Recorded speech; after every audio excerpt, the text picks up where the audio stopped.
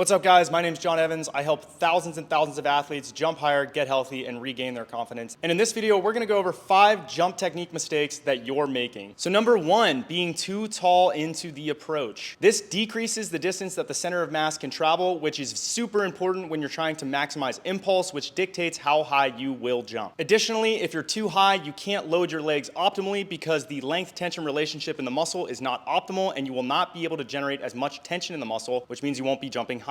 Additionally, this forces you to reposition late in the jump, which ultimately messes up your timing and rhythm, which will also make you jump lower. The key is to approach low and stay low into the jump so that you're able to minimize the negative vertical velocity that you have when your plant foot hits the ground. Being too tall in the approach forces guys to jump into the penultimate step vertically, which again, we want to minimize. One potential downside to this is that if you lean forward too far, you might disproportionately load your back and hips versus your knee, and this can ultimately cause back pain over time. It's a delicate balance finding how low you need to be, but ultimately it is the key to jumping really high over time. In 1 foot and 2 foot jumping during the approach, you want to have a forward lean and upright during the penultimate step. What you'll often see elite 2 foot jumpers do is slightly lean forward or hinge during mid-flight of the penultimate step. This allows you to load the hip and pelvis optimally and get a whip and flail mechanism that brings the block foot around super aggressively to transfer all of your momentum vertically. So in real time, athletes that are too tall will keep their chest very vertical on the early strides.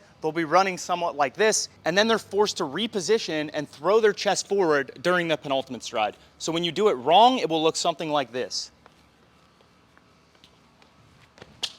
So the chest never comes down, the center of mass is very high, and it's very hard to get a good jump with this technique. Ideally, it looks something like this. The chest is falling forward, you're relatively low. As you plant your penultimate step, your chest is forward, the weight is rolling through that foot, and then from this point, you're going to keep moving downward and forward. I'll show you guys in full speed.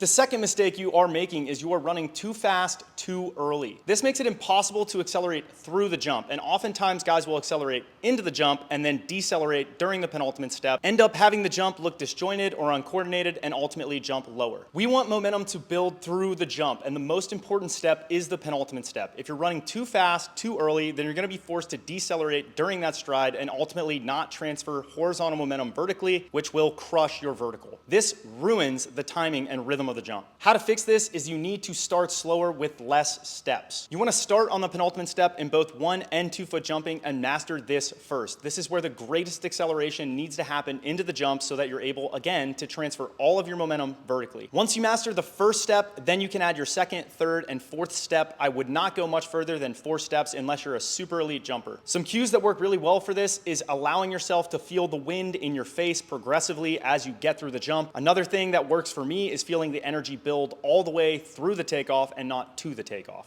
So an example of running too fast too early is that athletes will push super aggressively, shorten the penultimate stride, and then ultimately jump lower. So it looks something like this. You'll notice they shorten it, they try to focus on the rhythm and being too aggressive too soon. I'll show you guys that again. Ideally, we're accelerating through the takeoff and out of the jump. So we want to be fluid, bouncy, and then push aggressively on the penultimate stride. I'll show you guys that again.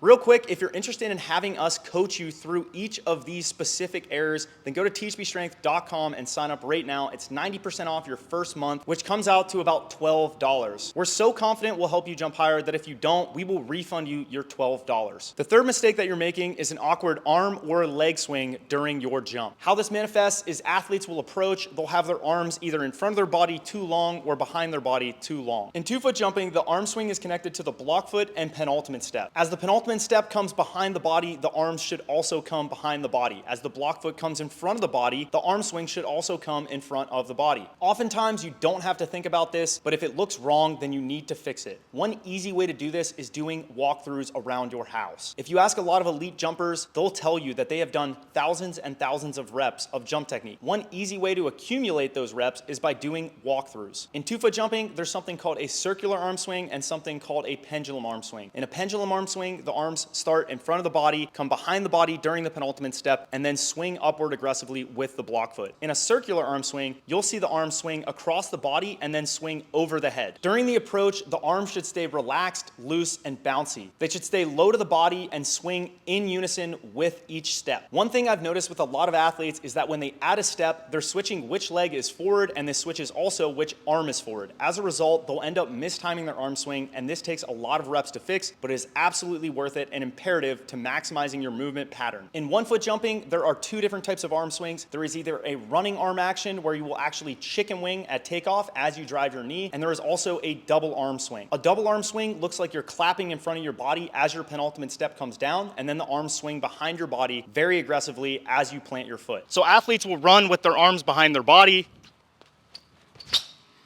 They won't keep the hands moving low and relaxed, so it stays high and very mechanical.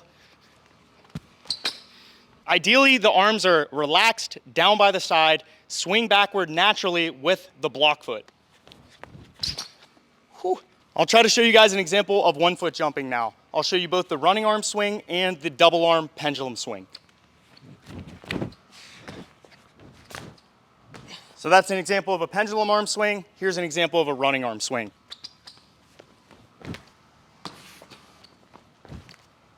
The fourth mistake that you are making is you are mistiming your block foot in 2 foot jumps. The block foot landing late causes you to leak energy. It is imperative that the block foot comes down very, very quickly, almost in unison with the plant foot, so that you're able to transfer all of your momentum vertically. An easy way to check for this is during the penultimate step, you should be knee to knee before your plant foot touches the ground. I actually struggle with this myself, but I will do my best to show you guys what it should look like.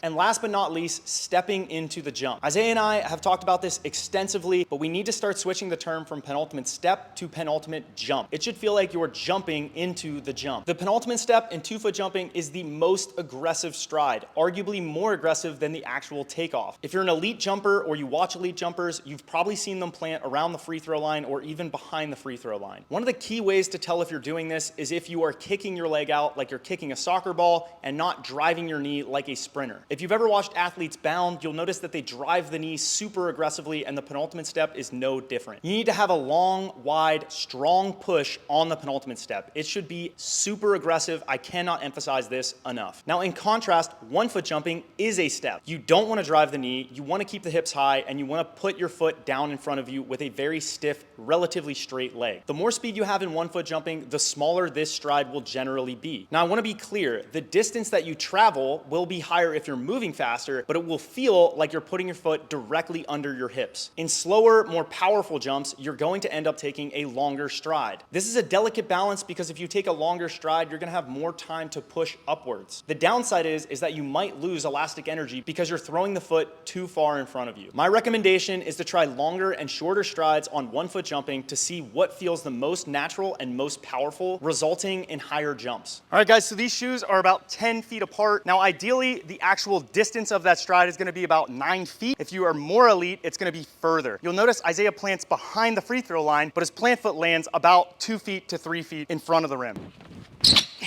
Whew.